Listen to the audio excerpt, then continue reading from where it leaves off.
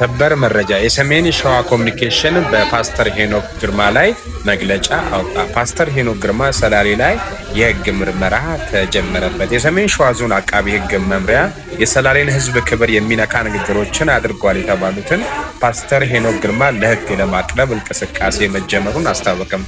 የፍቼ ከተማ አቃቢ ህግና የከተማው ፖሊስ በቅንጅት በጀመሩት ምርመራ ከጉዳዩ ጋር በተያያዘ ወይዘሮ ባዩሽ አለማየሁ ከበደ የተባሉ ግለሰብ በቁጥጥር ስር ውለው ምርመራ እየተደረገባቸው መሆኑ ተገልጿል።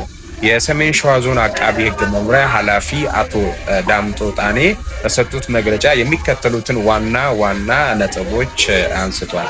የመጀመሪያው ብሔርን መሳደብ፣ ስም ማጥልሸት፣ በህዝብ መካከል ውካታ የሚፈጥሩ ነገሮችን ማድረግ በህግ የሚያስጠይቅ ከባድ ወንጀል ነው። ሁለተኛው ፓስተር በአሁኑ ወቅት በሌላ ክልል እንደሚገኙ የጠቆሙት ኃላፊው ግለሰቡን በቁጥጥር ስር ለማዋል ከፌዴራል የህግ አካላት ጋር የቅርብ ክትትልና ንግግር እየተደረገ መሆኑን አረጋግጠው አክለዋል።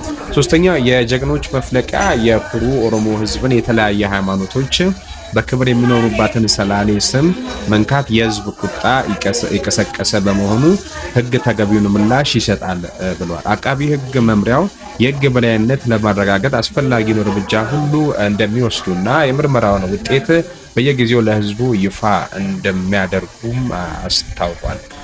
ይህ መረጃ የተገኘው ከጉርሻ ፔጅ ነው። እናንተስ በዚህ ሐሳብ ምን ትላላችሁ?